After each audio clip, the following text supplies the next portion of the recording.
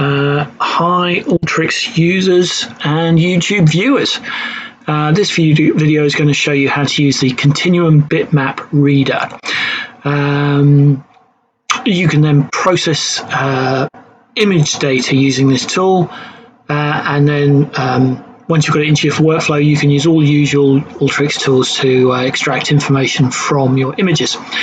The tool is free to download on GitHub, and you can use it however you wish, for any purpose, including commercial purposes, but please give credit if you do. Continuum Jersey is a consultancy, and we can help you open up the power of Alteryx to streamline your daily tasks, solve problems, and stop costly business errors. Please visit us at www.continuum.je. And note that we are nothing to do with other companies or consultancies who happen to be called Continuum. We are Continuum Jersey, and we're an independent company. So this tool can process graphics files such as bitmaps, JPEGs, GIFs, TIFFs, and PNG files. You might want to load a graph and extract the data points from that graph. You might want to bring in two notionally similar images and compare them to find the differences, and cheat at competitions that encourage you to do such things. You could compare star fields and see what's changed over time. You could compare medical images, x-rays and such, to see how they've changed. The uses are many and varied.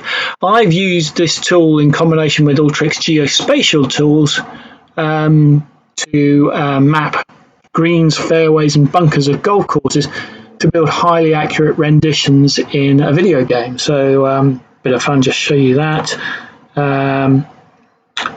This is the real hole 2 at the Isle of Purbeck golf course, with some bunkers and a clubhouse and green and trees and stuff.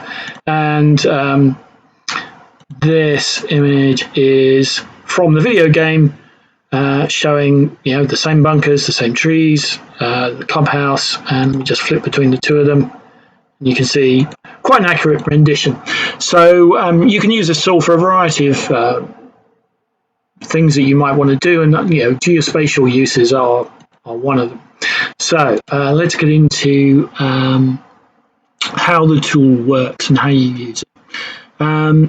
So this very simple workflow demonstrates it. You have an input, which is the path to the image file or image files that you want to process. You tell the tool where to find that field, and it will output some information. So, for example, I've got the file name field set up here to point to a couple of very simple graphics files, a PNG file and a JPEG file. So let me show you those. You probably saw them just a second ago. Pac-Man, as we all know and love, with a transparent background, yellow with a black dot eye, and a ghost JPEG, and the transparency of the JPEG has been rendered to white, which is how JPEGs work. So in Alteryx, how does that look? So we've got the two files. We configure the bitmap reader to point at the column we've got. We've only got one, but you'd have a selection of columns there if you had it available. And you hit run and you load the data. What comes out the other end? Well, you get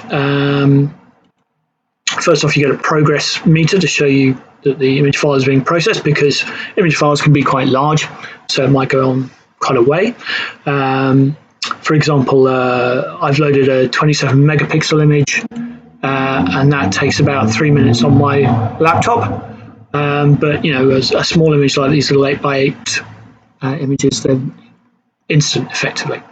What do you get out the other end? Well, you get the X and Y coordinate of the pixel in the image, sort of listed out, going down, and you get expand that. So for the Pac-Man image, you get all the pixels, and then you get the ghost image pixels underneath that. And what do you get? You get the location, the XY coordinate, and you get the RGB value and the alpha channel value. So if you're not familiar with graphics files, RGB values are red, green, blue. Usually values between 0 and 255 to indicate the amount of red, the amount of green, the amount of blue, where 0 is none. and 255 is all.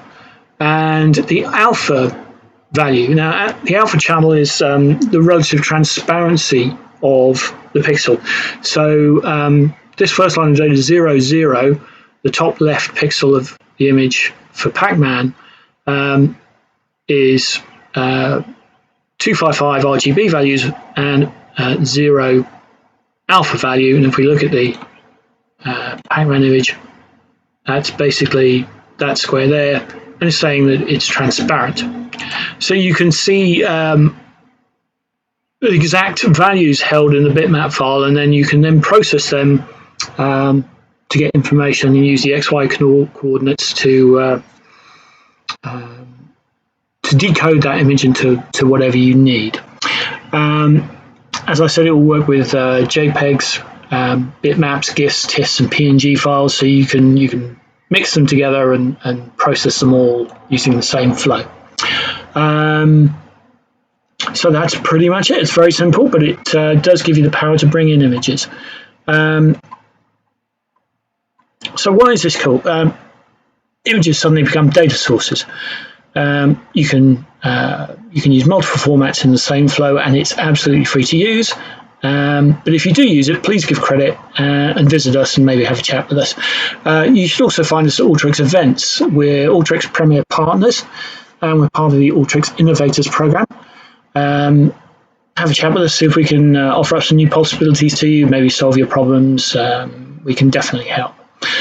Please note this tool is a C# plugin, not a macro. You can't do this kind of stuff with macros. You can do stuff with R, the R plugin to bring in images, but there's not a lot of people out there who have the R skills required to do it, and then you've pretty much, you need to be able to do that yourself.